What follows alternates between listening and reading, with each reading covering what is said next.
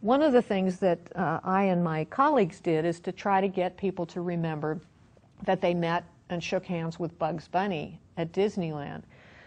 This would be impossible because Bugs is a Warner Brothers character and wouldn't be allowed at Disney. Okay. Yeah. So how do we get people to believe that? We give them an ad to evaluate. So here's a fake ad for Disney, and you can see Disney in the castle, and there's Bugs. And they review the ad. They just tell us how much they like it. Do they like the colors? Do they like the layout?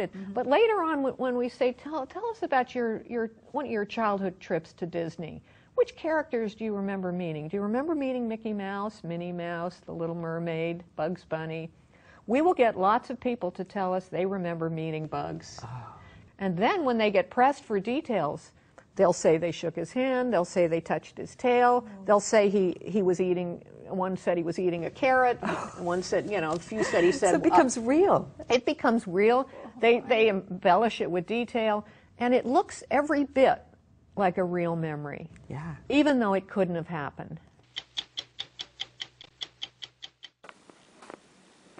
In 1978, Elizabeth Lofus headed an eye-opening experiment showing the misinformation effect. Participants in the experiment were shown a picture of a car stopping at a yield sign. Half the group was told that the car stopped at a stop sign, while the other half was informed with actual information. The half given misinformation was more likely to say that they remembered a stop sign and not a yield sign.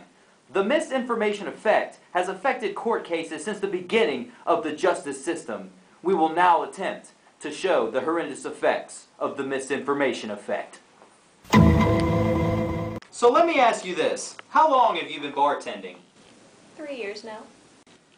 Wow, you're really interested in doing something with your life, aren't you? Objection, Your Honor! Badgering the witness. Keep to the case, Dr. Girardi.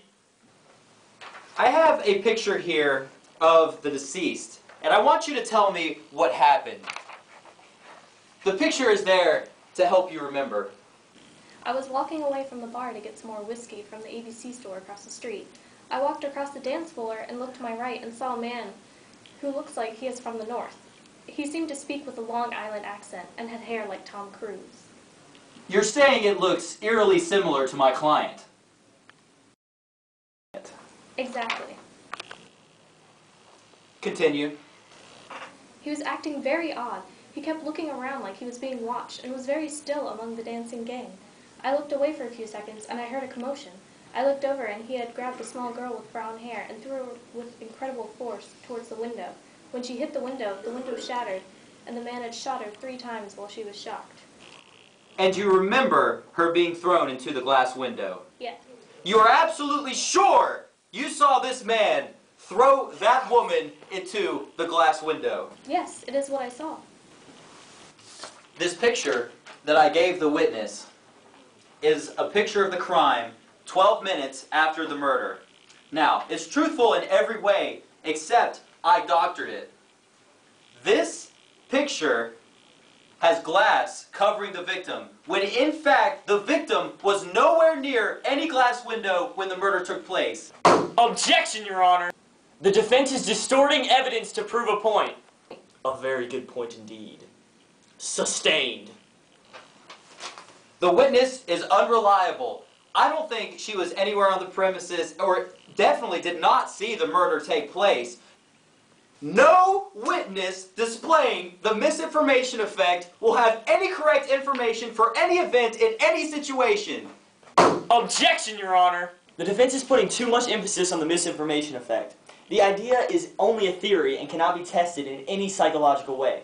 The witness knows what she saw. She was the one that was there that evening. He is shaping the witness's memory so that she believes that there was actually broken glass at the scene of the crime. The defense's method is unorthodox and deceitful and should not be accepted in the court of law.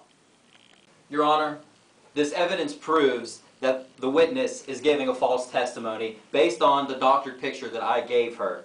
She believes that glass was on the victim when in fact glass was nowhere near the victim. And my guess is that she is giving a nice story because she finally is in the limelight like she's wanted for the past 3 years in bartending. Order in the court! Do not patronize the witness, Mr. Girardi. Mr. Walensky's objection has been sustained.